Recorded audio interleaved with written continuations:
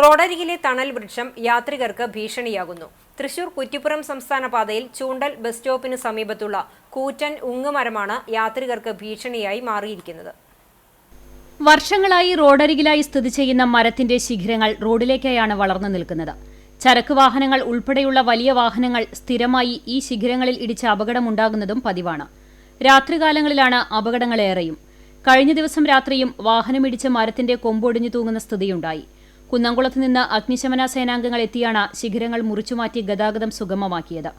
ചൂണ്ടൽ bus സ്റ്റോപ്പിനോട് ചേർന്ന് നിൽക്കുന്ന മരം ചെരിഞ്ഞ് മേൽക്കൂരയിൽ തട്ടിയതുമൂലം ബസ് സ്റ്റോപ്പും ചെരിഞ്ഞ അവസ്ഥയിലാണ്. മഴക്കാലമാകുന്നതോടെ മരം ബസ് സ്റ്റോപ്പിന് മുകളിലേക്ക് വീഴുമോ എന്ന ആശങ്കയിലാണ് പ്രദേശവാസികളും യാത്രക്കാരും. നൂറുകണക്കിന് വാഹനങ്ങൾ കടന്നുപോകുന്ന സംസ്ഥാന പാതയോട് ചേർന്ന് നിൽക്കുന്ന മരം വീണാൽ വൻ അപകടമാണ് സംഭവിക്കുക എന്നും നിരവധി തവണ ആവശ്യപ്പെട്ടിട്ടും മരം മുറിച്ചുമാറ്റാൻ അധികൃതർ തയ്യാറായിട്ടില്ലെന്നും പ്രദേശവാസി പറഞ്ഞു. ഈ മരം മൂന്നാമത്തെ പ്രാവശ്യമാണ് ഇതിന് കൊടുത്തിട്ട് ഫയർഫോഴ്സുകാർ കൊമ്പ് മാറ്റുന്നത്. പിന്നെ ഇതിന്റെ കൊമ്പുകൊണ്ട് വാഹനങ്ങൾ ഇടിച്ചിട്ട് എന്നും പ്രശ്നം തന്നെയാണ്. ഈ മരത്തിന്റെ കുഴപ്പത്തിൽ നല്ല പഴക്കമുണ്ട്. ഇത് മുറിച്ചു മാറ്റാനുള്ള കാര്യങ്ങൾ എത്രയും പെട്ടെന്ന് അധികരിക്കുകയാണ്. സ്കൂളുകൾ തുറക്കാൻ പോകുന്ന സാഹചര്യം കൂടി കണക്കിലെടുത്ത് അടിയന്തരമായി മരം മുറിച്ചു മാറ്റാൻ അധികാരികൾ തയ്യാറാകണമെന്നാണ് നാട്ടുകാരുടെ ആവശ്യം.